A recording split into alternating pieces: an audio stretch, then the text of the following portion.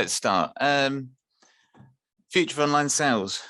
Why? I think, let's be honest here, we know the last 2 years have been pretty tough, but we've seen changes. 70% of internet usage has increased by 70%. Initially, I thought that was just my sister using my Amazon account, but you actually look into the stats and it's incredible. And I think we've all been locked up, and this is common sense talking here. We've all been locked up. We couldn't really speak in person. So what did we do? We spoke online. We looked at stuff online.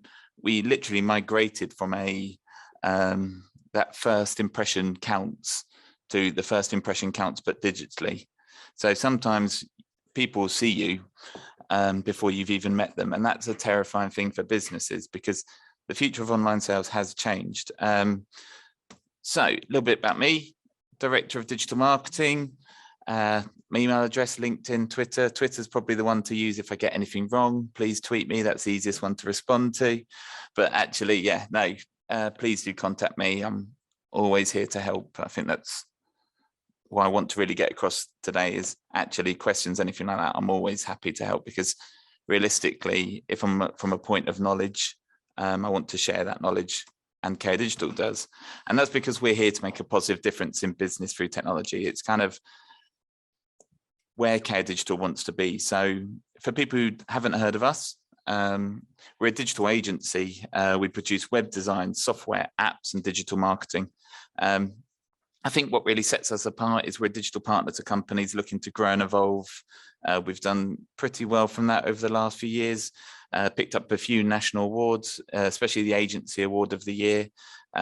Items like that have really kind of boosted our presence, but actually we've only been able to do it by producing our product and actually being able to talk and walk the walk. So some of the clients we do, nature of this is you'll know some of them, you won't know them. That is testimonials. I have to do this. This is one of those things. You'll get the slides afterwards, so I'm not going to go through in verbatim. But so the important part today. So the agenda, a little about us. We've already done that, so you can cross that part off. What's changed and what is the new norm? So this part can see a bit e-commerce centric, and I do appreciate that. And the reason is that's where most of the data is. So that's kind of where I've kind of jumped to. However, I've tried to pull it out and make sure it is applicable for everyone, because I appreciate B2B and B2C are very different beasts in their own right. How things have changed, and that is post-COVID. Actually, post-COVID, we've seen some real, well, I won't go into it because then the presentation will be over pretty quickly. Things have changed. Let's just summarize that way. And how e-commerce companies have changed and will need to continue to change. How B2B companies have changed, you can read it yourself. But actually, and the final part, Q&A, but as kind of reinforcing what Kaz said, if you've got a question, ask me, interrupt me. Right now, I'm speaking to a screen and I don't really see many people. So the insanity of me here doesn't really know if anyone's listening or if anyone's there. So please feel free to interrupt me, because that will help me as well. Cool. So let's define online selling. Okay. Yes, Paul. No, I was just saying okay. Just let oh God. Oh, the answer is yes, Paul. For reference. There we go. That's my first question sorted. Any more? so defining online selling. I think, as I said, this is quoted by myself because actually this is what I want to talk about. So it's an easy quote. People selling and engaging with companies for online means initially. So it doesn't mean they only talk to you online, because let's be honest, a B2B company, they may find you and then they may give you a call. That doesn't mean they've done it all online, or they may meet you later on for a networking event. Whatever it is, it's trying to encourage online selling to be a key piece to the puzzle of your business as it grows. So as kind of touched upon here, a lot of pretty graphs on this one. There is a lot of kind of information. I do appreciate that. And actually, some of it may not be applicable, but I think from just as a consumer, a personal opinion, it is interesting, but we'll find out if I'm right on that one. So the big picture, again, focus on e-commerce, this one, but this is the internet percentage of people using sales, online sales. 10,000 points to the person who works out when COVID kicked in. You see a hell of a spike, and that isn't a reaction, that's an acceleration. And I'll explain that a little bit more in a second, because actually these are people typing in online shopping. Again, 10,000 points to work out when COVID kicked in. But actually the important part of this is not the huge spike in people looking for online shopping. It's the second part. It's the, oh, we finished looking for online shopping, but where are we now? We're nearly twice as many people using online means to buy than pre-COVID. That's what I'm talking about. It's an acceleration. It isn't a reaction, in the sense of quite a lot of the studies have said COVID has been an acceleration of online sales by 7 years. What is fascinating in the sense of from a bystander, because every company, and this isn't just the e-commerce companies, this is the B2B, we've had to work out how to talk to consumers 7 years in the future, in theory. And we've seen tons of things like this. We've seen, well, if you're delivering stuff, people expect it on a Sunday now. If people want to talk to you, they do online Zoom meetings as well as events as in person now. We've got all this has completely changed, because actually, going back to my sister, who is destroying my Amazon account right now, and my Spotify for reference, so that my music taste has changed because of the genre she listens to. She's a 44-year-old woman for reference, so this whole presentation is an attack on her. But actually, the way pre-COVID, she wouldn't use online. She wouldn't even have touched digital means. And now she's had 2-3 months, now 2 years of only using online means. And because of that, that's how she wants to engage with people. She last week went to me, can we set up a Zoom meeting? Not a personal meeting. She lives in Herne Bay. I live in Whitstable. It's not a big difference there. So actually, we start seeing all these things changing. And as kind of reinforcing here, it's an acceleration, not a reaction. And expectations have changed. And if I want to take one thing away from this presentation, is actually, if your customers' expectations have changed, be that B2B, B2C, how? And how are you fulfilling it now? If you're not fulfilling it, then that's something that you really need to kind of get a piece of paper and a pen. Again, 2 hours sleep, let's reinforce that. And then write that down properly, because you can start really understanding of, should you be talking to your consumers the way you did 2 years ago, if you have had an acceleration of their expectations of 7 years. And we've seen, because people have gone online, it's not just the big brands have been winning. There's a real novelty, and novelty is not the right word, but it's the best word I could think of at the time, but of supporting local independent consumers. And the reason is because actually, in a weird way, us all going online means we can find out more about the business, and we can find out more about the people behind the business. You can't do that with a Tesco's because there's too many people behind that business. So actually understanding, engaging with those individuals has become a norm, because I'm trying to put a way to make this PC, like online stalking is a thing. Like, you may go to meetings now and you may have done it today with me. You may have typed my name into Google and or LinkedIn before we even started speaking. I don't know that. However, I do know that I have to give off a certain sort of presence that I would want to be seen as, even if I don't know people are looking at me. And I'm a B2B company, so actually I need to make sure that I'm seen in the best light online. And quickest way of doing that is go to Google, type your business's name into Google, see what comes up. Type your own name into Google. If it comes up, kind of, how are you seen? Is it the way you want to be seen? If not, again, work backwards on that, because that's what consumers are doing. They're not just calling you up from word of mouth, and they will be doing that, but actually they'll be doing their research. And online, again, internet usage increased by 70%. They're doing something, so make sure that you've kind of put those systems in place to help you. And again, they're not going away, because it's an acceleration, not a reaction. And some industries are primed to grow. I'll show you a slide just after this, but actually it's highlighting the real difference between, well, the potential of some industries for growth. And there's a couple of items here. Online means will need to be invested in to remain current. That's a big one. For our own studies ourselves, we saw that the fastest growing companies in comparison to 3 years ago, if you kind of 40% more companies than 3 years ago when reviewing them now produce content a lot. And by content, I mean videos, articles, even social media. And the reason is because actually this meeting, this presentation I'm currently doing probably was done in person 2 years ago, 3 years ago. We do it online. What means how else are we going to get in front of people online? We need to make sure that we are in front of our consumers, our customers, our prospects, so our competitors aren't. The only way to do that is by shouting. There are other technical terms to that, but producing stuff to get in front of people. So that's a real thing, and convenience is king. And that is back to, am I making it easy for my consumers to talk to me? Is my website fast? Can they find a contact us button? Do they expect to call me? There's even WhatsApp for Business we were talking about yesterday, not something I've looked into, but you've kind of got all these aspects now of going, how do the people I want to talk to me? Yes, there's a little bit of education from your side saying, I would like to be speaking to like this, but also there's a huge aspect of this of saying, make it easy for people that you want to talk to. Do they like live chat? Test it out. There's like pieces of software, one called Talk To, TAWK.to. That's a free live chat there. You can use that, test it out on your website. If it doesn't work, delete it.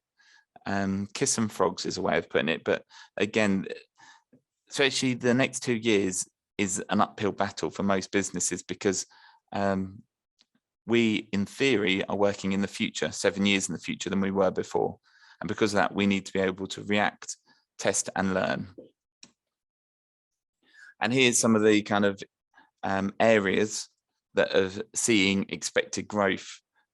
Snacks from alcohol. I won't go through all of them because, let's be honest, I'm not a teacher and this should not be in verbatim because reading is not a strong point either. But you will get the slides afterwards. But you see, all of these have potential for growth already. So some not as much. Tobacco as an example. Then you've kind of got furnishings and appliances, 14%. I'm probably a bit traditional. I like to see them in person. But then why does that have to stop you with items like VR, virtual rooms, stuff like that, changing the industry already? So there's always areas that can be mitigated if you want to go online and offline.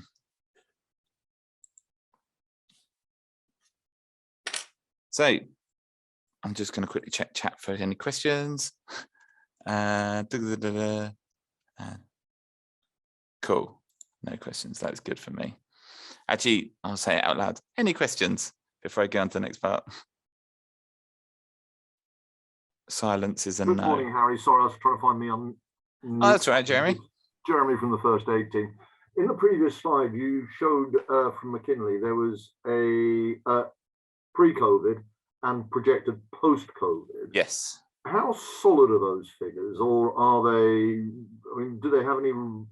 Well, are they solid? Do they have a basis in reality?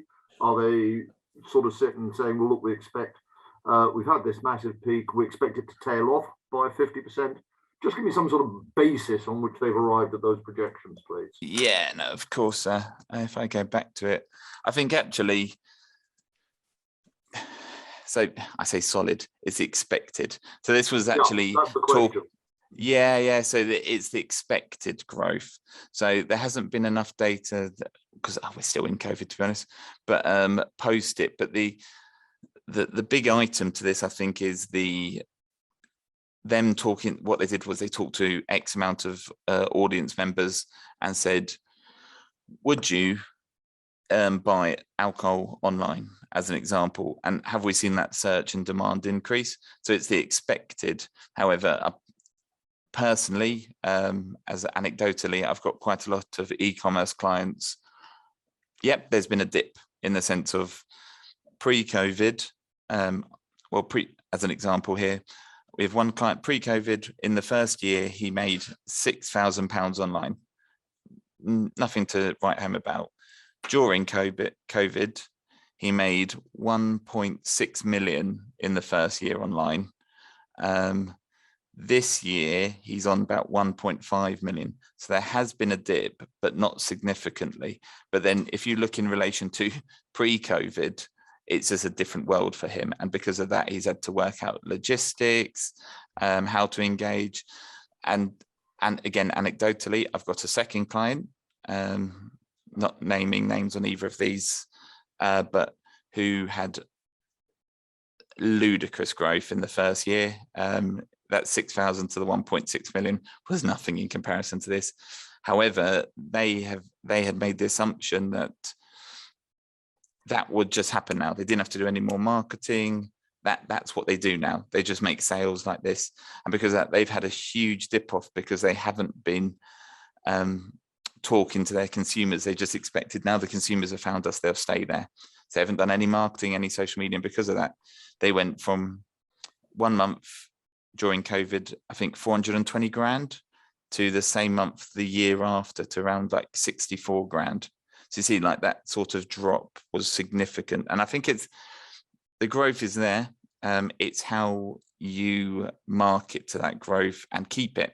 I think that's the way, because during COVID, there was the big spike and then the come down as we went on the initial graph. However, to keep engaging with those people, you need to do stuff. That doesn't mean you've missed the boat if you didn't have a huge jump during COVID. But it does mean that the audience is out there. And one of the things that people have kind of, the study's been showing recently is paid advertising, as an example, will become more competitive in 2022, this year and the year after, because it's not as easy to sell online anymore, because there are more companies out there all going for that same audience. So the expected growth is really to say, yeah, it will still grow. You just have to be clever with it. Okay, thank you. Cool. Cool. So how things have changed. We've already kind of seen this, but this is more towards the consumers itself. So I focus on the negative first, more to keep everyone on their toes, and you never finish on a negative. Let's finish on a positive. And actually talking about what I was just talking about, shock to loyalty. 36% of consumers tried new brands or incorporated a private label brand, going away from the Tesco's and stuff. So this is e-commerce, but at the same time, it is reinforcing that idea that there is a shock to loyalty. If people are doing this in their day life, it's probably going to mirror in their kind of B2B life as well. 73% of the consumers that try a different brand intend to continue with them, and convenience is king. I think we've all found this out.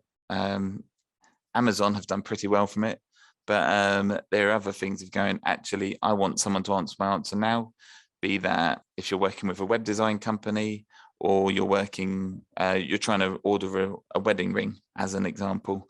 That convenience of, can I get an answer I want quickly? Can I get someone responding to me quickly? All essential things. And paid advertising will become more expensive. And that's going back to what me and Jeremy just discussed. This year, it is a little bit more competitive. The reason is there's more people out there wanting to buy online and to look online. For example, with us as Kayo Digital, happy to share this. We've got paid advertising for our own name, Kayo Digital. 2 reasons for this. First reason is there is a company called Kayo in Australia that's a TV brand. Fine, we can ignore them. We don't really come up for that, but just in case. The second is people are bidding on our name, in the sense of if someone types in Kayo Digital, John Smith's Blue Tiger agency, I just made that reference, so I can't get in trouble there, will be bidding our name as well. So there is an aspect to it. It is becoming more competitive, but that's because people know being online, you're able to get in front of a bigger audience and to grow the awareness. But going to the good news, it's here to stay. That's good for some people, bad for some people, to be honest, because see how you feel about online. I'm from a digital agency, so it's good for us. But 92% of people say they want to continue using online sales, be that B2B and B2C. That's massive, to be honest. Yes, there'll still be some stuff you want to buy in person, I'm just trying to think of an example. Probably a house. It'd be pretty rare for you to go on Rightmove and then put the deposit there. But at the same time, even car sales, you'll still want to see the car in person once or maybe twice, but you do the research before online. If you're looking for an accountant, as an example, and you don't, and that's an industry that's fascinating. Well, I don't think many people say about accountancy, but because actually we buy an accountant because we trust them, we value the person, because it's very human orientated. We want Rebecca Smith to take care of us. However, there's an aspect of that saying, yes, I want Rebecca Smith, but I also want to know that her company she works for is a credible company. So there's that aspect of that of going, I'm going to research Rebecca Smith. Oh, she works for PwC, Cresson Reeves, whoever it is. I know they're a very good company. That reinforces my image of saying, I want to go and work with Rebecca. Because historically, how would you work out if they're a good company? You'd ask around. Now you've got that digital element of it, of online sales, where you kind of go, let's look at their website. And that sort of consumer, they're not looking for a big yellow button saying, buy now, buy an accountant now. They want to know they're good. So they want to see their thought leadership, their education program, what they're doing in industry, all those kind of things. People are changing the way they shop and buy, I would say, because this is B2B as well. Purpose, ethical, safety focused are all big things, but after convenience, i.e. sometimes a company, as an example, Amazon, they're probably not seen as very ethical, safety focused. They may be, but that's the perception, but they're very convenient. So people are happy to ignore that. However, they are that purpose-led, that ethical, that safety focused is a big thing that can set yourself apart from a competitor. If you've got a like-for-like company, but one company, as an example, donates some of their funds to growing trees, yeah, you're going to probably go for that one. And despite decreased household income, optimism, it's led to increased spending in the market. I can't promise that's going to continue, because obviously we're going through quite a tough period over the next, well, we don't know how long, but that was kind of what was showing over the summer. And what again is fascinating, because with a lot of people on furlough, we had an economy that wasn't firing as well as it was pre to COVID, but household income was still optimistic about spending. So now I've broken it into two areas. Are there any questions? Cool. I think that's been really informative all the way through. Thank you so much for sharing it, Harry. It was really interesting that you said about WhatsApp as well, because that's owned by Meta now, isn't it? Yeah, it's been owned by Facebook for a while, unfortunately. Yes. No, unfortunately. But yeah, no, they have. Yeah, they've owned them for a long time. But so the WhatsApp business, I was talking to this about with a colleague like yesterday. Yeah. I spoke to Hotpoint through WhatsApp. What is a surreal thing, naturally, and it's because I needed an answer quickly. And don't get me wrong, I didn't get an answer quickly. There was a real novelty to actually able to do it, and I was able to talk to them the way I wanted to talk to them. I was busy. I had WhatsApp open. I don't want to go on a live chat because they annoy me. I don't want to be on their call system for 3 hours listening to a song I don't like. So I was like, let's try WhatsApp. Wasn't as effective as I wanted it to be. However, is a way to communicate them the way I wanted to, and that's a massive step forwards. Yeah, you felt as if you were in control then, rather than just being dealt with. Yeah, no, I understand that. Really interesting. Thank you. Yeah. I hadn't meant to interrupt. Do continue. You're really interesting. No. Thank you. And we've just seen a super supportive comment from Jane, who is within your industry, Invicta Linux, who said that she loves the Kayo website. So well done, Harry. Oh, I know you don't take compliments well. You're so shy and reserving, but I just love the support from no, thank you, Jane. you know, within the membership. We've got a question from Lucia. Hello, Lucia. Good morning. Really, really nice to meet you. The question is, how do retailers manage to increase spending in advertising when there is a cost of living crunch and more competition? Oh, I'm so glad you're fielding that, Harry. No, it's an awesome Does question. that make sense? Yeah, no, I'm completely with you. It's an awesome question. I like this one. So let's be honest, I'm going to ignore the retailers of people like Tesco's and stuff like that because they've got money to throw at it. That's a way of putting it, because there's potentially, and I'm going to mention this later on, what marketing people and businesses are bad at is they work out just the initial sale value of a client. I.e., if I bought from, I don't know, a shoe shop, and I bought a pair of shoes for 20 quid, that would be, I've spent £18 on advertising, that guy spent 20 quid, I've only got £2, that's not even profit, cut it off. However, the big thing is actually, what's the lifetime value? How many times am I going to come back to that shop and buy?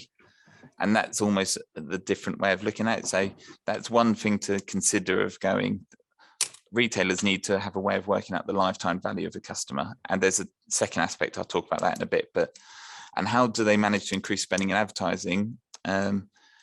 Two ways of looking at this. So there's a lot of ways to do paid advertising. So there's probably the classic that, you know, of the ads at the top of search results that say, buy your shoes here, I'll do socks. I like socks as an example because they're simple for me. So buy your red socks here, and you click on it, done. It costs X amount of money. The other ones, you could do the shopping, fine. There's a couple that you can either box clever, in the sense of the ones at the top there, you can say, I'm only going to go for the really niche stuff that reflects me.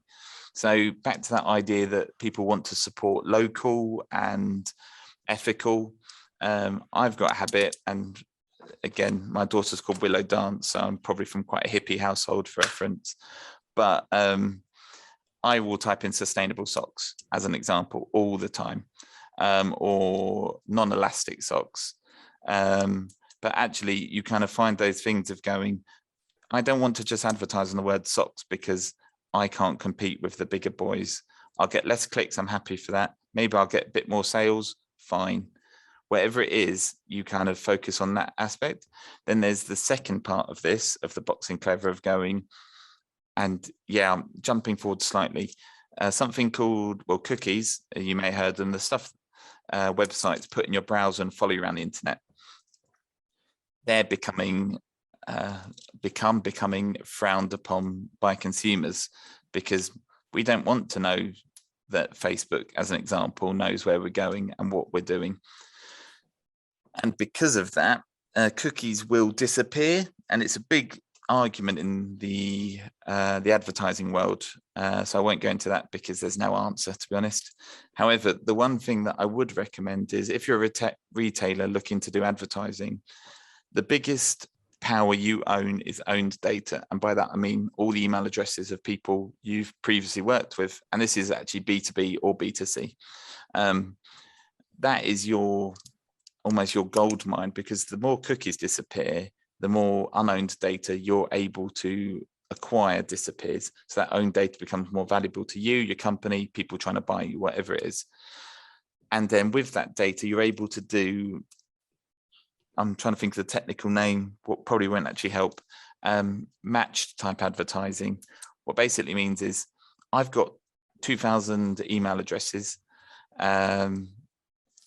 and I want to put this into Google and only advertise for those email addresses, to those advertising addresses, sorry.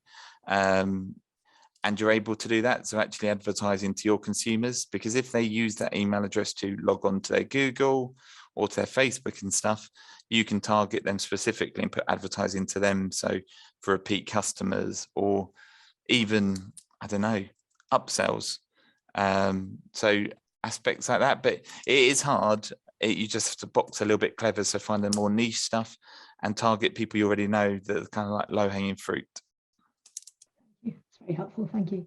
Cool. Excellent. And we've got another question from Paul, Mr. Paul Nunn. Good morning, Paul. Super to have you with us. Paul is struggling to know, Harry, what the best website is in order to push company insurance.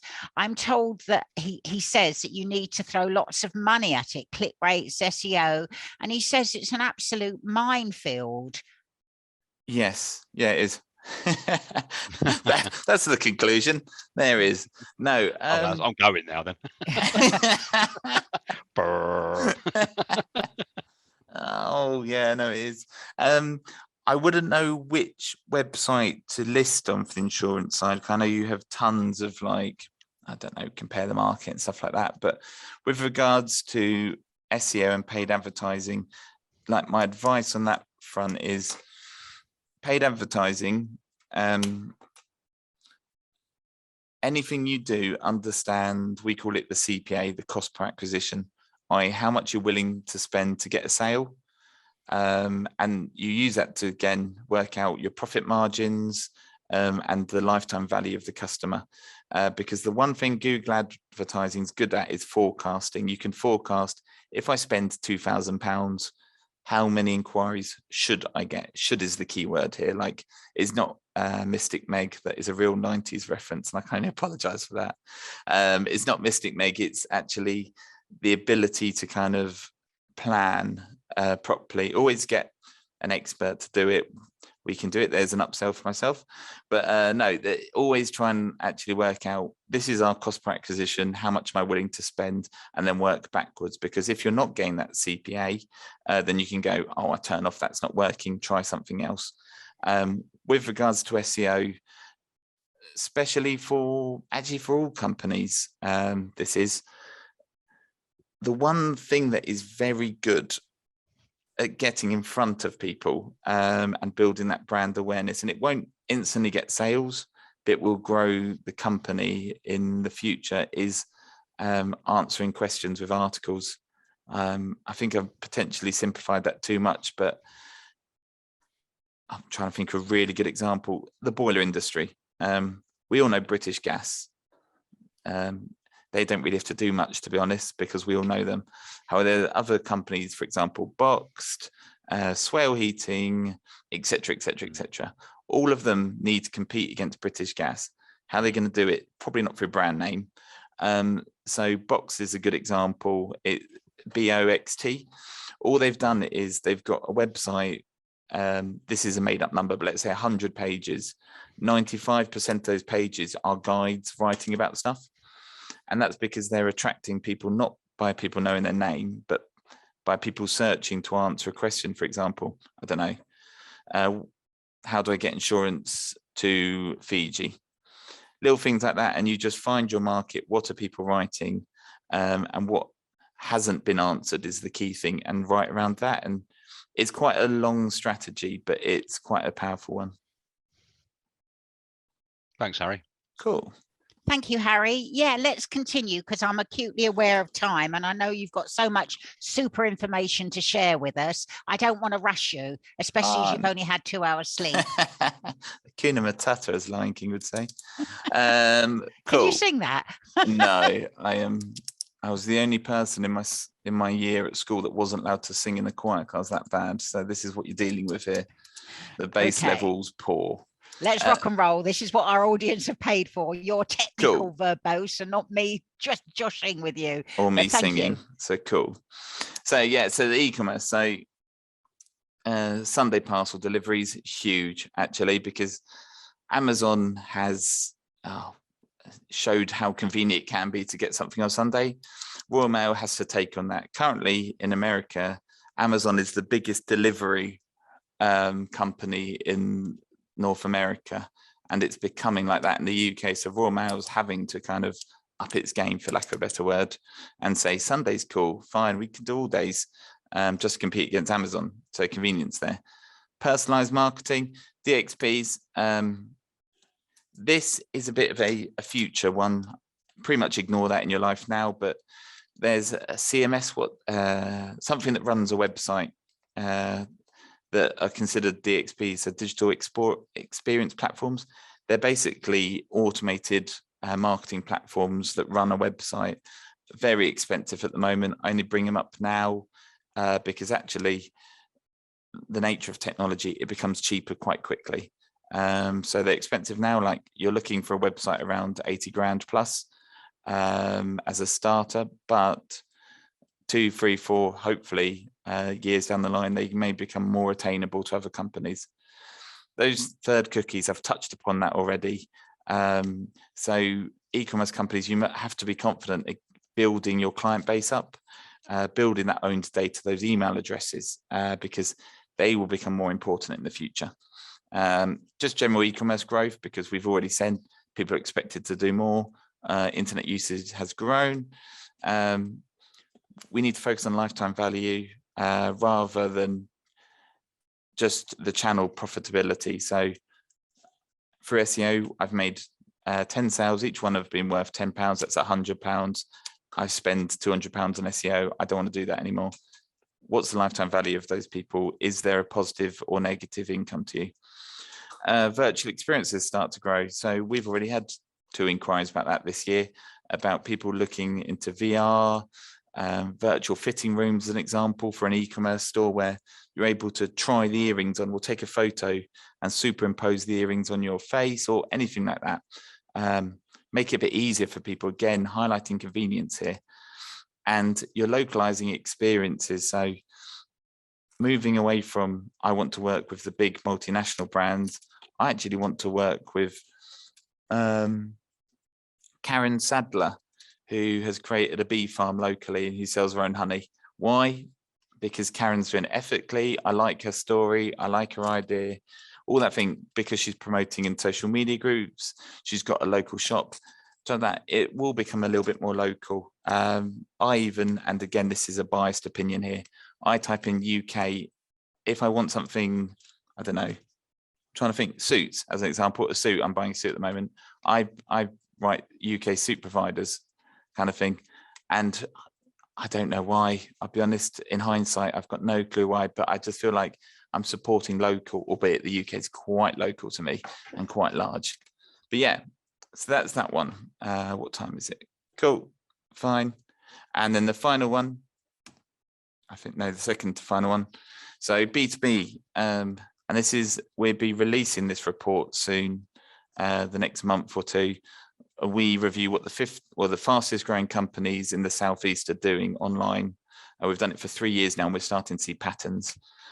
So marketing automation, 10% increase in companies using marketing automation. Again, these are the biggest companies, but again, technology, as it's expensive, it will go down. And by marketing automation, I mean, you go on a website and it shows you a different image to it does the person next to you, because it thinks you engage more with farm stock, as an example. Albeit this isn't a website, Netflix is unbelievable at this, where Netflix will show you, if you like Will Ferrell, talking from personal experience here, and he's in a film, the advert they show me will have Will Ferrell in it rather than not Will Ferrell, and there'll be a few adverts, and it's a bit scary they've got that power, but again, it's just to be aware of. Content generation will become king. Again, if people are engaging with you online and not in person, how do you get in front of them? Create content. We've seen that increase by 43% in the last 3 years. SEO, so how do you appear in search? 50. Again, you want to appear because people are searching for things, items. You can't just rely on brand name. You have to not put all your eggs in one basket, unless you're Tesla, and you've done pretty well for yourself if you're that sort of brand anyway. But yeah, that's grown by 50%, and 3D and VR to come the norm, and that's for B2B and B2C. We've got some construction companies, well, one current that we're building, basically able to have 3D versions of their products for people to view when they're on their website. And yes, there's a novelty to it, but also it depends who your consumer is, who you're talking to. If it's a buyer, if it's a school, maybe they need something like that to be able to visualize it. So big things to help in online sales are kind of the aspects I just spoke about there.